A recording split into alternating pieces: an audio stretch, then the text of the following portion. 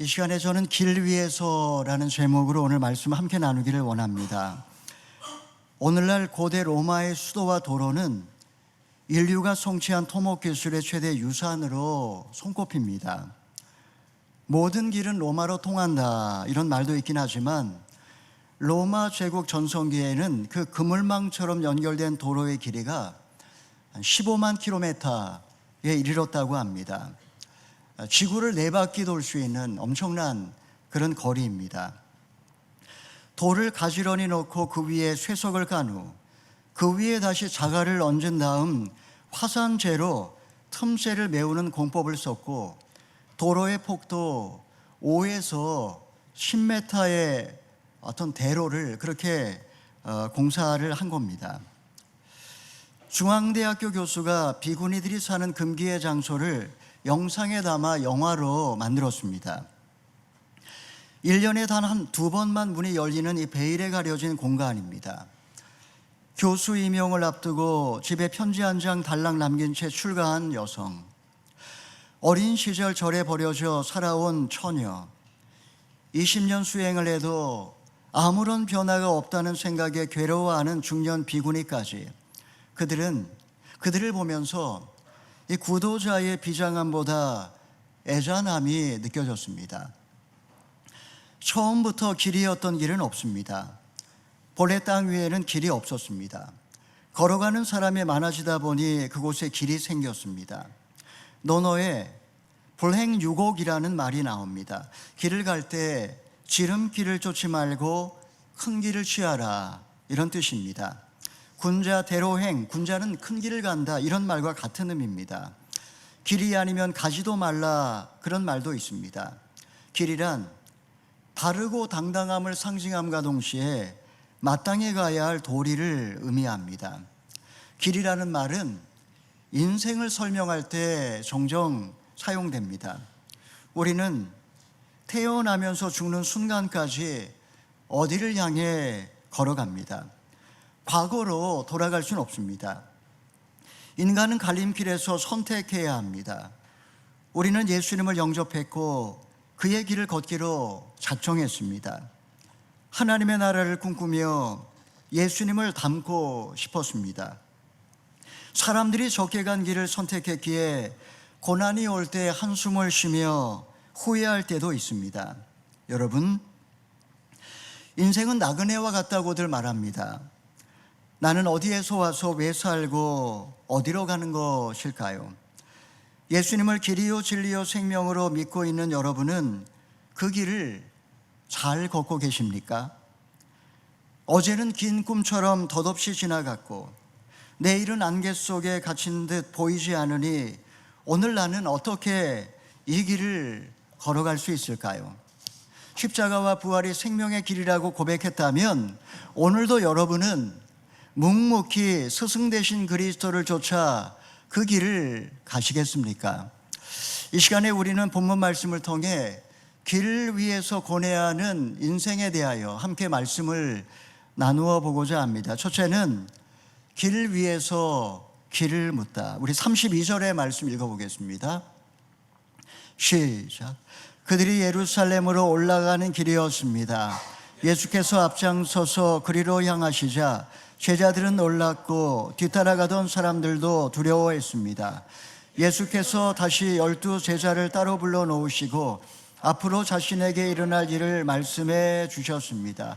마가복음은 사복음서 중에 가장 먼저 기록된 책으로 예수님 생애를 간결하고도 생동함 있게 기술을 하고 있습니다. 마가는 예수님의 사역을 갈릴리에서 예루살렘으로 이동하는 단 한 번의 여정으로 묘사하고 있습니다. 예수님은 갈릴리에서 병자들을 고치시고 희망을 잃은 자들에게 하나님 나라 비전을 보여주셨습니다. 이제 주님은 갈릴리를 떠나서 이제 예루살렘을 향하여 그 여정을 지금 가고 있는 중입니다. 예수님께서 앞장서서 걸으셨다고 했습니다. 그 길은 영광을 위한 여정이 아니었습니다. 예루살렘에는 수치와 고난과 죽음이 기다리고 있었습니다. 어떻게 예수님은 죽음의 길에서 이토록 담대하실 수 있었을까요? 반면 제자들은 놀라고 두려워합니다. 이미 2번에 걸쳐 순환 예고를 하셨지만 그들은 귀를 막은 채 격렬하게 저항을 했습니다. 왜 제자들은 이토록 무지하고 무능할까요? 미국의 한 교수가 큰 위험에도 불구하고 과감하게 도전하는 학생을 격려하기 위해서 퍼스트 펭귄 상이라는 걸 명명하고 상을 그런 학생들에게 주었습니다. 왜 퍼스트 펭귄일까요? 펭귄들은 낭떠러지나 절벽에 서게 되면 뛰어내리지 못하고 머뭇거린다고 합니다. 바다 표범과 포식자들이 군침을 삼키며 기다리고 있기 때문입니다. 이때 용감한 펭귄이 앞장서서 과감하게 바닷속으로 뛰어들면 다른 펭귄들이 안심하고 뒤따라 바다로 뛰어내리는 것입니다. 사람들은 거기에 돈이 생기고 성공할 수 있고 영광을 얻을 수 있다면 누구보다 앞장섭니다. 새치기도 하고 편법도 쓰고 청탁도 합니다. 반면 그것이 십자가를 지고 자기 희생과 아픔을 감수하며 심지어 죽음에 이르는 길이라면 선봉에 선다라는 것 결코 쉽지 않습니다. 선한 목자 되신 예수님은 어리석고 겁이 많은 제자들이 담대하게 이 길을 걸을 수 있도록 앞장서서 본을 보여주신 것입니다. 자, 길 위에서 예수님이 가르쳐 주신 구원의 길은 무엇일까요? 우리 33절 34절 읽어보겠습니다. 시작. 우리는 지금 예루살렘으로 올라가고 있다.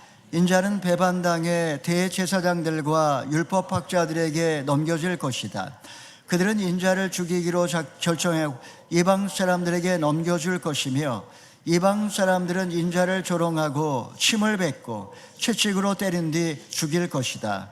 그러나 3일 만에 다시 살아날 것이다. 하나님의 뜻을 이루기 위해 예수님이 가셔야 했던 길은 십자가와 죽음입니다. 예수님은 장차 일어날 비극을 상세하게 설명해 주십니다. 누군가가 배신할 것이고 불법적인 종교 재판이 열릴 것이고 이방인에게 수치를 당할 것이며 채찍질을 당한 뒤 죽게 될 것입니다. 메시아가 예루살렘에서 비극적인 죽임을 당하지만 그러나 다시 살아나게 된다. 이것이 예수님 가르침의 핵심이라고 할 수가 있습니다. 세상에 존재하는 생명체는 살고자 하는 본능을 갖고 있습니다. 바이러스와 같은 죄가 세상에 들어오면서 창조 질서를 파괴했습니다.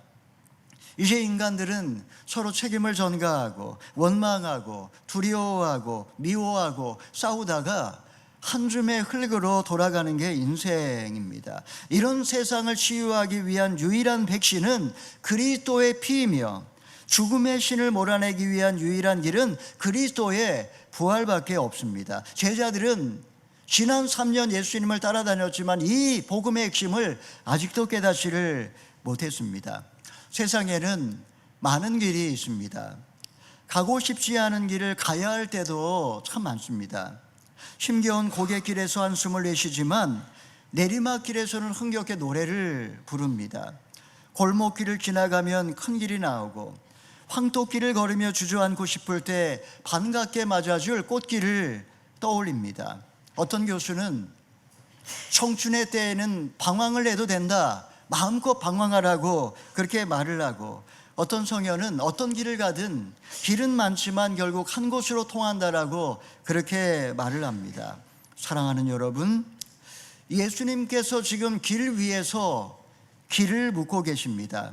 평생 방황하는 사람도 적지 않고 늙어서까지 여전히 길을 잃어버린 그런 영혼들도 세상에는 참 많습니다.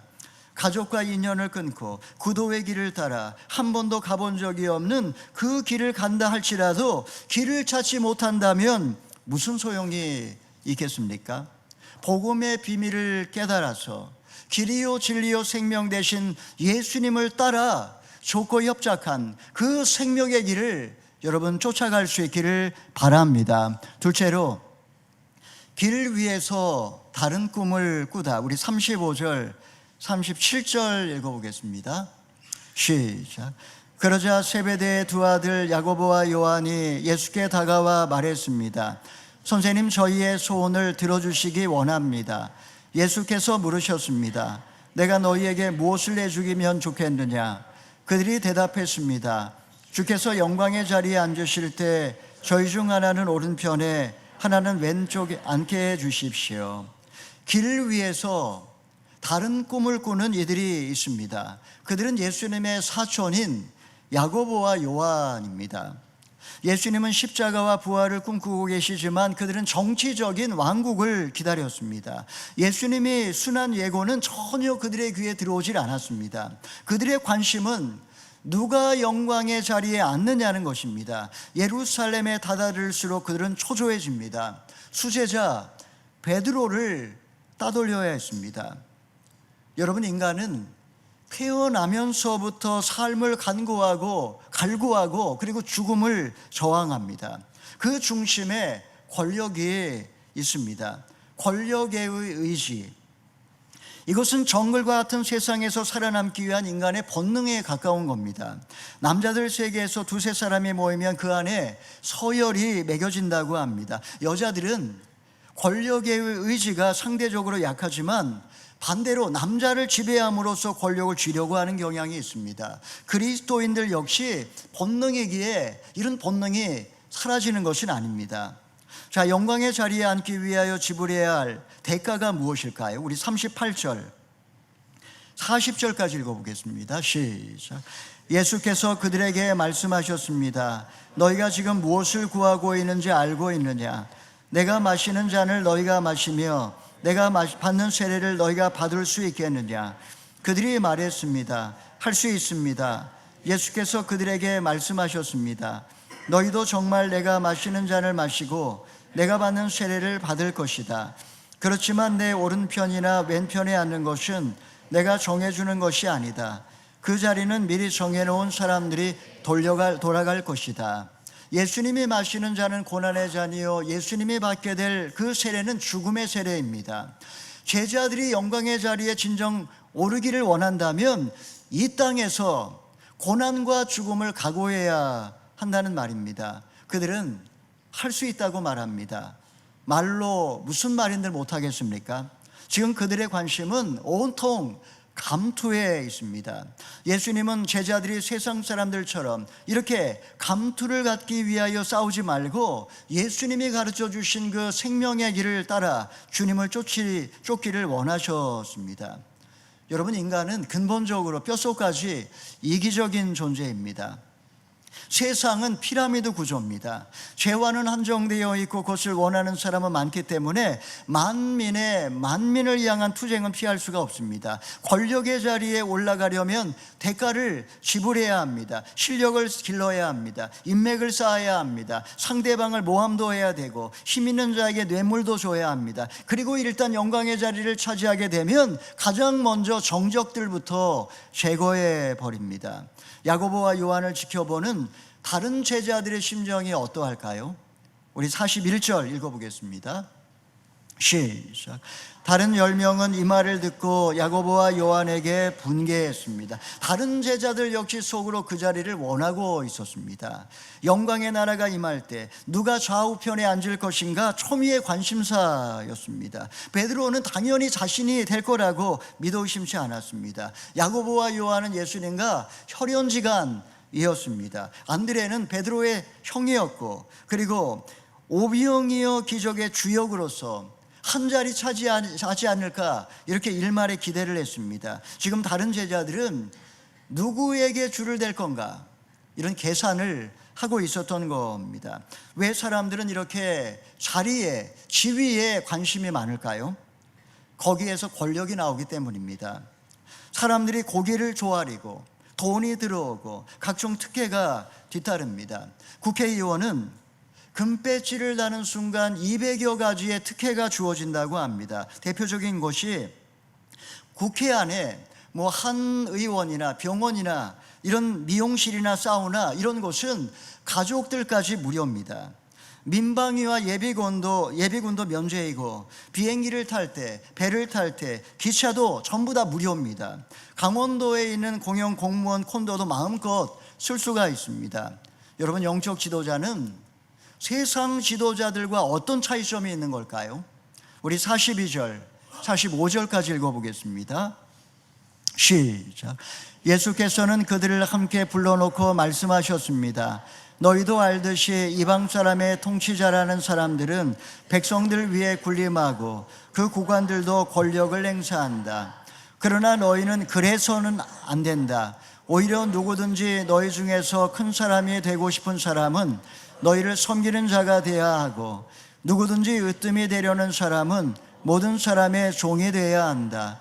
인자 역시 섬김을 받으러 온 것이 아니라 섬기러 왔고, 많은 사람들을 구원하기 위해 치를 몸값으로 자기 생명을 내어주려고 온 것이다. 세상 지도자들은 절대 권력을 행사합니다. 국민을 착취하고 사욕을 채우는데 급급합니다. 가족들은 호의호식하고 친족들은 권력의 빌부터 기생합니다. 정적들을 제거하고 배신자들을 처단합니다. 한 번 절대 권력을 맛본 사람은 총이나 칼에 맞아 죽기 전에는 절대로 거기서 내려오지 않습니다.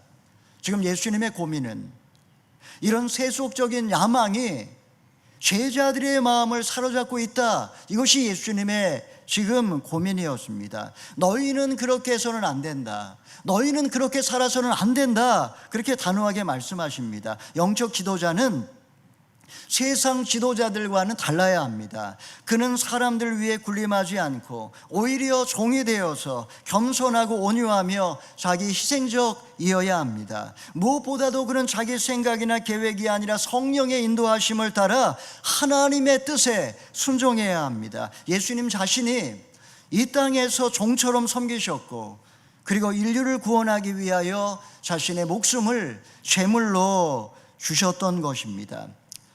영적 지도자라는 가면을 쓰고 권력을 휘두를 때 그 악영향은 치명적입니다.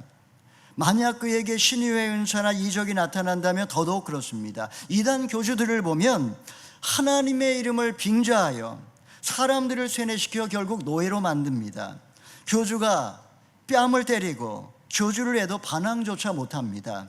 재산을 갈취하고 몸을 더럽히고 가정을 파탄내고 사람을 죽여도 지금 뭐가 잘못됐는지를 모릅니다. 그는 양의 탈을 쓴 늑대입니다. 사랑하는 여러분, 제자가 된다라는 게 무슨 의미일까요? 우리가 지금 다 예수를 믿고 제자로 살고자 이 자리에 와 있지만, 여러분, 제자가 된다는 건 세상에 대하여 눈을 감고 구도의 길을 걷겠다라는 다짐입니다. 길 위에서 우리는 어떻게 살아야 되는지, 어디를 향해 가야 되는지 늘 질문해야 합니다. 예수님의 꿈을 꾸며 그분의 인격을 닮아갈 때 바로 그 사람이 진정한 예수의 제자입니다. 혹시 내 안에, 우리 안에 폭력성과 욕심이 숨어 있지 않은지, 어떤 세상적인 야망이, 권력욕이 있지 않은지 항상 살펴보면서 영혼을 돌보는 종으로 그렇게 사실 수 있기를 바랍니다. 셋째로, 길 위에 겉옷을 던져버리다. 우리 46절에서 48절까지 읽어보겠습니다. 시작. 그들은 여리고로 갔습니다. 예수와 제자들은 많은 사람들과 함께 그 성을 떠나려는데, 디메오의 아들 바디메오라는 눈먼 사람이 길가에 앉아 구걸하고 있다가 나사렛 예수라는 말을 듣고 소리치기 시작했습니다. 다윗의 자손 예수여, 나를 불쌍히 여겨 주십시오. 많은 사람들이 그를 꾸짖으며 조용히 하라고 했습니다. 그러나 그는 더욱더 큰 소리를 질렀습니다. 다윗의 자손이여, 나를 불쌍히 여겨 주십시오. 메뚜기도 한철이라고 하는 속담이 있습니다. 6월절을 맞아서 예루살렘으로 가는 순례자들이 여리고를 통과하고 있습니다. 제때를 만난 듯이 동네의 거지들이 다 몰려 나왔습니다. 거기에 한 소경 거지도 있었습니다. 누더기를 걸친 채 그는 허공을 바라보며 더러운 손을 뻗고 구걸을 하기 시작했습니다. 이때 그의 귓가에 예수님이 지나가신다라고 하는 소리가 들렸습니다. 그는 갑자기 예수님의 긍휼을 구하며 부르짖기 시작했습니다. 다윗의 자손이여, 나를 불쌍히 여겨 주십시오. 가난과 질병이란 불쌍한 사람을 얼마나 처참하게 만드는지 모릅니다. 그의 영혼을 갉아먹습니다. 인간으로서의 존엄성은 사치일 뿐입니다. 죽음의 충동이 섬뜩하게 찾아옵니다. 차라리 죽는 게 낫다는 생각조차도 들기도 합니다. 하루 끼니가 없는 사람은 스스로 목숨을 끊고 병원에 갈 돈이 없는 사람은 쓸쓸하게 죽습니다. 예수님이 지나갈 때 그 소경거지가 부르짖고 있습니다.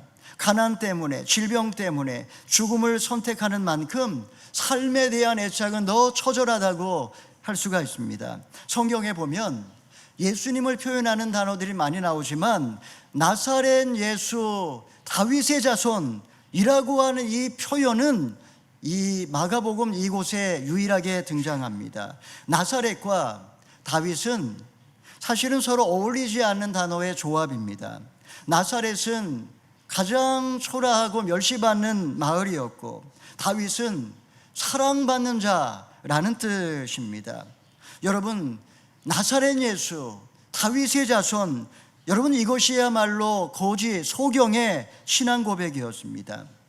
사람들의 꾸짖음에도 불구하고 나사렛 예수, 다윗의 자손에게 은혜를 구하는 애절한 목소리는 점점 더 커져만 갔습니다. 이때 예수님은 그를 어떻게 도와주시는지 우리 49절에서 52절 마지막으로 읽어보겠습니다.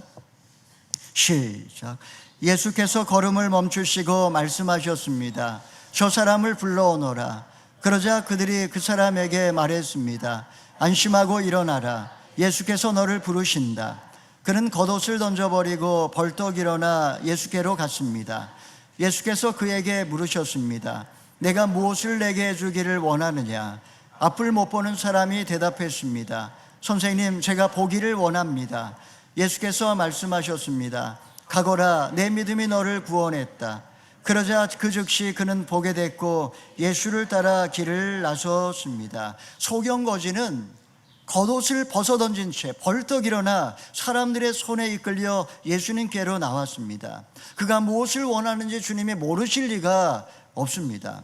예수님은 조금 전에 야고보와 요한에게 하셨던 동일한 질문을 그에게도 하십니다. 내게 무엇을 해주기를 원하느냐? 전에 야고보와 요한은 주의 영광 중에 좌우편에 앉기를 원하나이다라고 말했습니다. 지금 소경거지는 눈을 뜨게 해달라고 말합니다. 예수님이 보시니 그에게는 눈을 뜰 수 있다는 그런 믿음이 있었습니다. 그의 믿음은 세 가지 기적을 만들어냅니다. 첫째는 예수님을 만나면서 그의 눈이 떠집니다. 둘째는 믿음으로 영원히 구원을 얻습니다. 셋째는 예수님을 따르는 제자가 됩니다.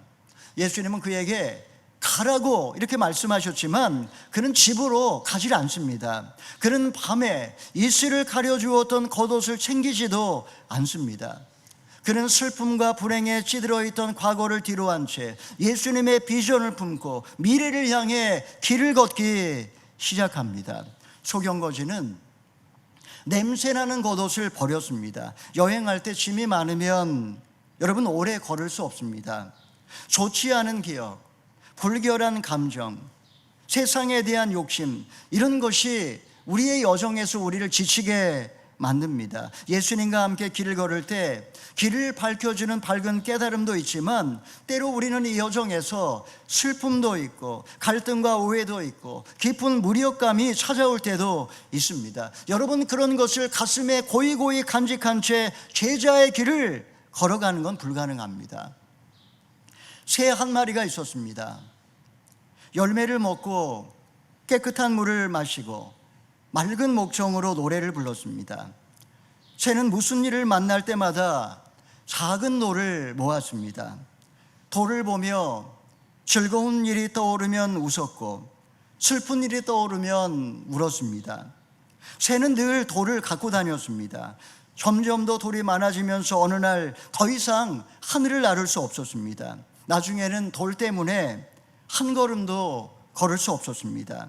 새는 나무에서 떨어지는 열매를 먹고 하늘에서 내리는 빗물로 목을 축이며 돌을 지켰습니다. 돌을 보며 즐거운 일이 떠오르면 웃었고 슬픈 일이 떠오르면 울었습니다. 얼마 후 새는 목마름과 굶주림으로 죽었습니다. 그 곁에는 쓸모없는 돌만 버려져 있었습니다. 좋은 일이든 나쁜 일이든 그것은 돌과 같아서 우리의 여행을 방해합니다. 짐이 적어야 가볍게 이 신앙의 여정을 걸어갈 수 있습니다. 바디메오, 헬라어로는 마르티마이오스라고 합니다. 이 말의 의미는 혼돈과 불결의 아들이라는 뜻입니다. 그의 아버지의 이름이 혼돈과 불결이라는 말이 아닙니다. 분명히 이 말은 본명이 아닐 겁니다. 사람들은 더러운 겉옷을 입고 허공을 바라보며 구걸을 하는 그를 그렇게 불렀습니다. 혼돈과 불결의 자식이라고 불렀습니다. 이후 성경 어디에도 그의 이름은 나오지 않습니다. 전승에도 그의 이름을 찾아볼 수가 없습니다. 그는 어떻게 살았을까요? 미련 없이 겉옷을 버리고 주님을 따른 그는 평생 은혜에 감사하며 이름 없이 빚도 없이 종처럼 섬기며 그렇게 살았을 것임에 분명합니다. 사랑하는 여러분, 새는 날아가면서 뒤를 돌아보지 않습니다. 돌아보는 새는 죽은 새입니다. 과거에 좋지 않은 기억에 매여 살 때 현재를 살아가기 어렵습니다. 제자는 그 길 위에 미련 없이 겉옷을 벗어던지고 주님을 쫓는 사람입니다. 잊혀지지 않은 상처를 가슴에 품은 채 오늘을 낭비하지 마시고 예수님 안에서 새로운 피조물로 거듭나 생명의 길을 걸어가실 수 있기를 바랍니다. 여러분, 인생은 나그네와 같다라고들 말합니다. 우리는 어디에서 와서 왜 살고 어디로 가는 것일까요? 예수님을 길이요 진리요 생명으로 믿고 있는 우리는 이 길을 잘 걷고 있습니까? 어제는 긴 꿈처럼 덧없이 지나갔고 내일은 안개 속에 갇힌 듯 보이지 않으니 오늘 우리는 어떻게 이 길을 잘 걸어갈 수가 있을까요? 십자가와 부활이 생명의 길이라고 고백한다면 오늘도 묵묵히 스승 되신 그리스도를 쫓아 그 길을 따라가시겠습니까? 사랑하는 성도 여러분, 예수님은 길 위에서 우리에게 지금 길을 묻고 계십니다. 선한 목자 예수님이 앞장서 가고 계시니 용기를 얻고 그 길을 따르라고 우리를 초청하십니다. 혹시 길 위에서 다른 꿈을 꾸고 계시지는 않습니까? 십자가 없는 부활의 영광은 존재하지 않습니다. 예수님이 우리를 불쌍히 여기시어 눈을 뜨게 해주셨건만 아직도 과거의 상처와 아픔에 스며있는 겉옷을 입고 있지는 않습니까? 사랑하는 성도 여러분, 복음의 비밀을 깨달아 길이요 진리요 생명이신 예수님과 함께 좁고 협착한 이 생명의 길을 쫓을 수 있기를 바랍니다. 혹시 내 안에 아직 남아있는 폭력성과 야심과 욕심이 숨어있지 않은지 늘 살피면서 영혼을 돌보는 종으로 사실 수 있기를 바랍니다. 상처를 가슴에 품은 채 오늘을 낭비하지 마시고 그리스도 안에서 새로운 피조물로 거듭나 자기를 부인하고 자기 십자가를 지고 생명의 길을 따라가시는 저와 여러분 다 되기를 주님의 이름으로 축원합니다. 아멘.